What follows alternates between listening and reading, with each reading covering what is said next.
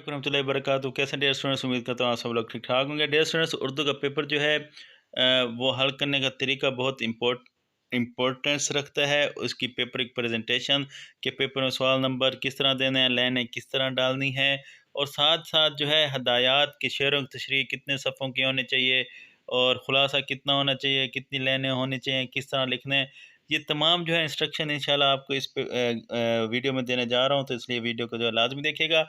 और पेपर करने का तरीका जो आप लोगों को नज़र आ रहा होगा, साइडों पर आप लोगों ने लाइन डालनी है। उसके सबसे पहले जो है आप लोगों का ये हिस्सा अवल मरूज़ी का होता है, जिसमें नसरी सब जो होते हैं वहाँ से 5 आती हैं, तशबीह इस्तारा और तलमीज़ से भी 5 आती हैं, मतलब मक्ता काफ़िया रदीफ़ ये भी 5 आती हैं, तज़कीर और तानीस से रिलेटेड ये भी 5 MCQs आपकी आती हैं।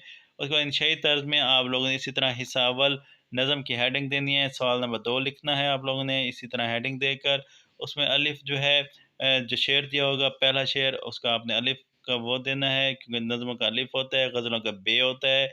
तो ये आप लोगों का ये शेर हैं।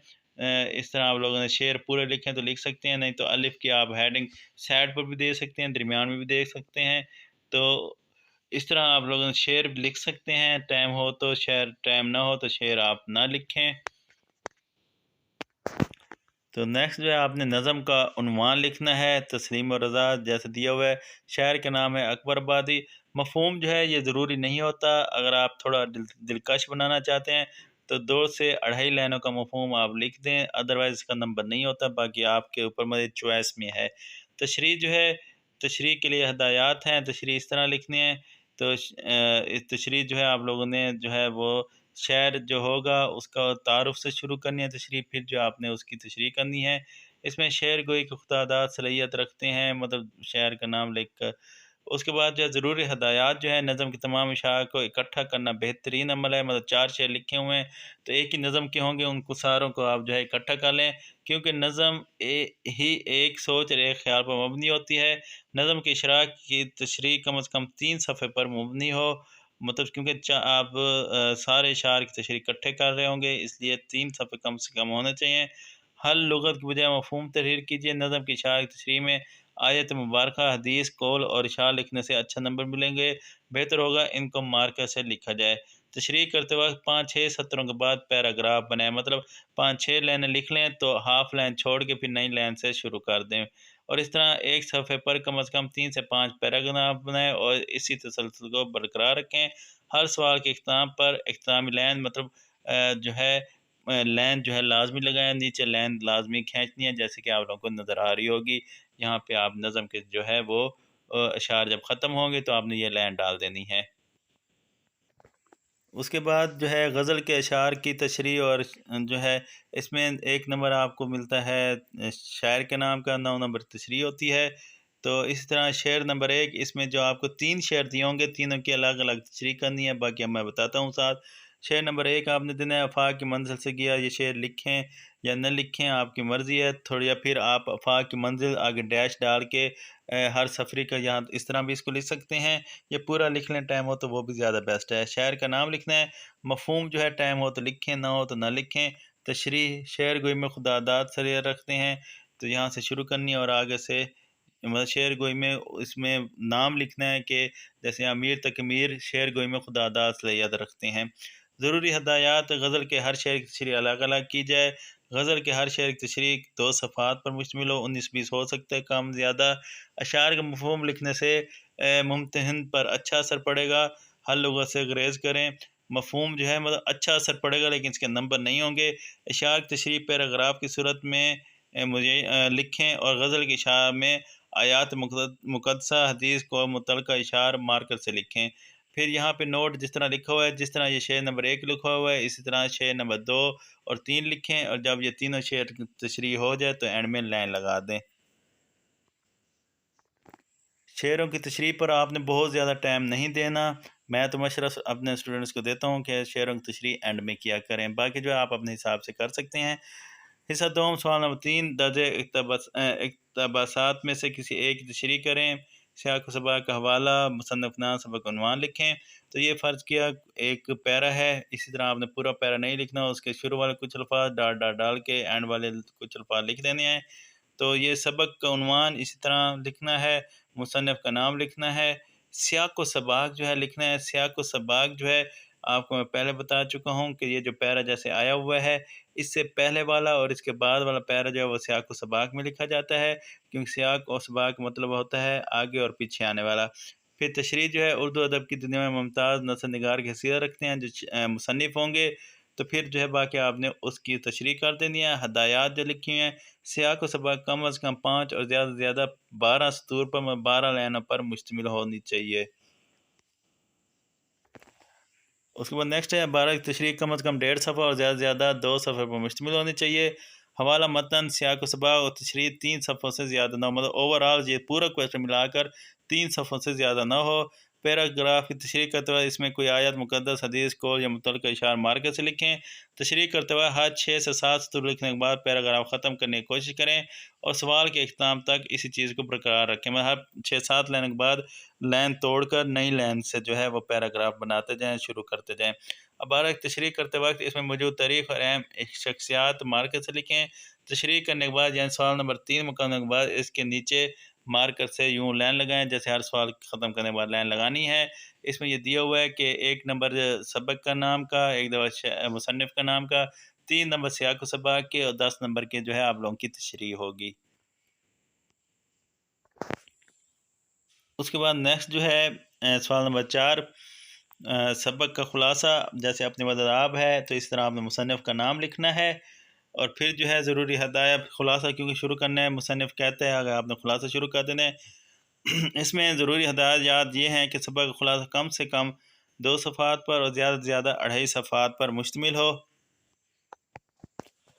سبق کے خلاصے میں موجود اہم تاریخیں، مشہور واقعات اور اہم شخصیات کے نام اور مشہور جگہ کے نام کو مارکر سے لکھیں۔ صرف سبق ہی میں موجود الفاظ استعمال کریں۔ تو اس میں 1 نمبر مصنف کے نام کا اور 9 نمبر جو ہے وہ آپ لوگوں کے جو ہے خلاصے کے ہوں گے، 10 نمبر کا یہ خلاصہ ہوگا۔ سبق میں موجود الفاظ مطلب آپ نے اپنی طرف سے کوئی نئے الفاظ یاد نہیں کرنے، بیچ میں نہیں لکھنے، اپنی طرف سے وہی الفاظ استعمال کریں جو سبق جس لحاظ سے چل رہا ہو، جو الفاظ سبق میں استعمال ہو رہے ہوں۔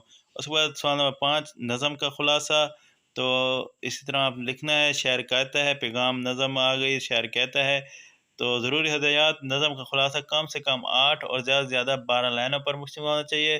خلاصہ نظم اگر مختصر اور نظم پورا اترتا ہو، جسے پوری نظم واضح ہو جائے تو 5 نمبر مل جاتے ہیں۔ پورے نظم کے خلاصے کو ایک ہی پیراگراف میں لکھیں، یعنی لائن توڑ کے نہ بنائیں، ایک ہی اس پیراگراف میں لکھیں اور سوال ختم ہونے پر جس طرح بتایا ہوا کہ اس طرح لائن لگائیں۔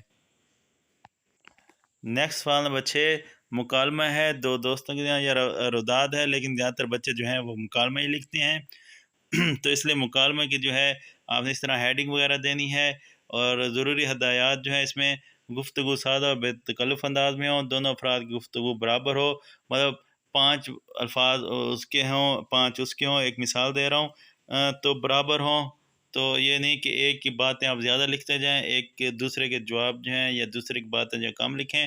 کرداروں کے نام واضح لکھیں، موقع کے مناسب سے محاورہ، شعر، تشبیہ وغیرہ کا استعمال بھی ہونا چاہیے۔ بات چیت با مقصد اور آخر میں کسی نہ کسی نتیجے پر ضرور پہنچنی چاہیے۔ بے مقصد باتوں اور غیر ضرورت طوالت سے گریز کیا جائے۔ مکالمے میں برجستگی اور بے ساختگی کی جھلک نظر آئے، جیسے اچھا، تو اس طرح مدد جیسے ہوتے ایکسائٹمنٹ والے۔ مکالمے روز مرہ یا عام بول چال کا خیال رکھا جائے۔ جن لوگوں کے دل میں مکالمہ ہو ان کے نام مارکر سے لکھے جائیں۔ رموز و اوقاف کا خیال رکھا جائے، اور جب مکالمہ ختم ہو جائے تو اس طرح لائن لگا دی جائے۔ نیکسٹ سوال نمبر 7 ہے فیس معافی کی درخواست، پرنسپل کے نام، تو آپ نے اس طرح لکھنا ہے۔ اس میں کچھ مسٹیک بچے کرتے ہیں وہ میں بھی بتاؤں گا۔ بخدمت جناب پرنسپل گورنمنٹ ڈگری کالج الف ب ج۔ عنوان اس طرح مارک کے ساتھ لکھنا ہے، درخواست برائے فیس معافی، پھر جناب عالی بھی آپ نے اس طرح لکھنا ہے، پھر نہایت ادب سے گزارش ہے، اس طرح شروع کرنا ہے، نوازش ہوگی پہ ختم کرنا ہے، خدا آپ کا اقبال بلند فرمائے، مارکر کے ساتھ درمیان میں لکھنا ہے، درخواست گزار آپ کا تابع فرما جو ہے آپ لوگوں نے وہ یہ نام وہ کر دینا ہے، پھر جو ہے آپ نے نیچے سائڈ پر جو ہے وہ ڈیٹ جو ہے لازمی ڈالنی ہے۔ اس میں ضروری ہدایات جو ہیں درخواست کم سے کم 1 صفحہ، زیادہ سے زیادہ 1.5 صفحے پر مشتمل ہونی چاہیے۔ کوشش کریں درخواست کو نئے صفحے سے شروع کریں، یہ نہیں کہ آپ کا سوال نمبر 6 جو ہے جہاں پہ ختم ہوا ہے وہیں سے شروع کر دیں۔ تو جتنے بھی سوال ہیں ان کو کوشش کریں نئے پیج سے شروع کیا کریں۔ درخواست لکھنے کے دوران اپنے نام، کالج یا شہر کا نام مت لکھیں۔ درخواست لکھنے سے پہلے ضروری ہے کہ افسر یا حکمران کا عہدہ ضرور لکھا جائے۔ تو یہاں پہ تھوڑی اگزامپل دی ہوئی ہے درخواست کی، جیسا کہ باخدمت جناب پرنسپل۔ درخواست میں عنوان ضرور رکھیں، عنوان کے بعد جناب عالی لکھا جائے، جناب عالی لکھنے کے بعد درخواست کا نفس مضمون پیراگراف کے میں لکھا جائے۔ درخواست کو 3 حصوں پر آپ نے ڈیوائڈ کرنا ہے۔ آغاز یا تمہید کہ آپ لوگوں نے درخواست کا جو ہے وہ آغاز کس طرح کرنا ہے، نفس مضمون کے اصل مدعا کیا ہے درخواست میں جس چیز پر بات کریں گے آپ، اور اختتام جو ہے اس کا کرنا ہے۔ آغاز جو ہے چند تمہیدی کلمات سے کیا جاتا ہے، جیسے مؤدبانہ گزارش ہے، نہایت ادب سے گزارش ہے، نہایت ادب سے التماس ہے، یا نہایت ادب سے ملتمس ہوں۔ نفس مضمون کیا ہوتا ہے ابھی بتایا، درخواست یا تعارض پر مبنی نہ ہو، اپنا مدعا واضح لکھیں۔ اختتام آپ کی عین نوازش ہوگی، امید ہے آپ میرے درخواست پر ہمدردانہ غور فرمائیں گے۔ میں شکر گزار ہوں گا۔ درخواست گزار اور عارض کے انتہائی دائیں جانب یوں طریق لکھیں جیسے کہ پیچھے درخواست میں نے خاکہ بتایا ہے۔ تو درخواست لکھنے کے دوران ان الفاظ کو صحیح لکھا جائے۔ جیسے کہ بچے جو ہیں بخدمت جناب پرنسپل صاحب لکھتے ہیں، تو صحیح جو ہے آپ یا تو بخدمت جناب پرنسپل لکھا کریں، یا جو ہے آپ لوگ بخدمت پرنسپل صاحب لکھا کریں، مطلب یا تو جناب لکھا کریں یا جو ہے آپ صاحب لکھا کریں، جناب و صاحب میں ایک چیز لکھا کریں۔ اس کے بعد عنوان جو ہے وہ بچے اس طرح دیتے ہیں، عنوان جو ہے فیس معافی کی درخواست اس طرح نہیں دینا، آپ نے عنوان اس طرح دینا ہے، درخواست کا لفظ پہلا آنا چاہیے، درخواست برائل لکھ کے آگے جس چیز کے اوپر درخواست ہو۔ نیکسٹ جو ہے جناب عالی یا جناب اعلیٰ جو ہے بچے اس طرح لکھتے ہیں، اوپر وہ لگا دیتے ہیں، اور جناب عالیہ اس طرح نہیں لکھنا، آپ نے جناب عالی ہی لکھنا ہے۔ تو یہ درخواست کے کچھ مسٹیکس ہیں جو آپ لوگوں نے نہیں کرنی۔ اس کے بعد سوال نمبر آخر جو ہے عبارت تلخیص اور مناسب عنوان کیجیے، یہ عبارت دی ہوئی ہے، تو اس کی تلخیص کس طرح کرنی ہے؟ تلخیص اصل عبارت سے ایک تہی ہونا چاہیے، مطلب اگر اصل عبارت آپ کو لگے کہ آپ کے جو پیپر والا پیج ہے اس پہ 9 لائنوں کی ہے، تو اس کی تلخیص جو ہے جسٹ آپ لوگوں نے 3 لائنوں کی کرنی ہے۔ اور سب سے پہلے عبارت غور و توجہ سے کئی بار پڑھیے، یہاں تک کہ عبارت کا مفہوم اچھی طرح ذہن نشین ہو جائے۔ عبارت کے اہم نکات پر کہ کون کون سی باتیں اہم ہیں ان پر نشان لگائیں۔ تشبیہات تفریحات ختم کرنے کے مفہوم کو سادہ الفاظ میں بیان کریں۔ عبارت میں اگر اشعار ہوں تو اشعار کو نہ لکھیں۔ تو یہ آپ لوگوں کو ڈیئر اسٹوڈنٹس اردو کا پیپر جو ہے وہ کس طرح آپ لوگوں کو سولو کرنا ہے، جو ہے طریقہ بھی بتایا ہوا ہے پیپر کا، سوال کس طرح لکھنے ہیں۔ باقی جو ہے آپ لوگوں نے اگر مکمل گیسٹ پیپر اور ایم سی کیوز جو ہیں وہ نہیں دیکھی تو وہ ویڈیو جو ہے آپ لوگوں کو ٹیب شو ہو رہا ہوگا، تو آپ وہ ٹیب جو ہے ان میں سے جو چیز دیکھنی ہو وہ کلک کر کے جو ہے آپ لوگ دیکھ سکتے ہیں۔ اس کی موسٹ امپورٹنٹ اس طرح پیپر اٹیمپٹ کریں، کیونکہ بچے جو ہیں اردو کے پیپر میں اکثر کم نمبر لیتے ہیں، جس وجہ یہی ہوتی ہے کہ ان کو پیپر کرنے کا صحیح طرح طریقہ نہیں آتا ہوتا، ان کو پتہ نہیں ہوتا کہ کون سی چیز جو ہے وہ کتنی تعداد میں کتنے پیجز پر لکھنی ہے اور صحیح طرح کیسے لکھی جا سکتی ہے۔ تو یہ بتانے کا ویڈیو بنانے کا مقصد یہی تھا تاکہ آپ لوگوں کو آئیڈیا ہو کہ اردو کا پیپر جو ہے کس طرح اٹیمپٹ کرنا ہے۔ باقی جو ہے انشاءاللہ آپ لوگوں کے ساتھ اس طرح ویڈیو جو ہے وہ شیئر ہوتی رہیں گی۔ چینل پر نیو ہے تو چینل کو سبسکرائب کر دیجیے گا، بیل آئیکن کو پریس کر دیجیے گا۔ ملتے ہیں نیکسٹ ویڈیو میں، اللہ حافظ۔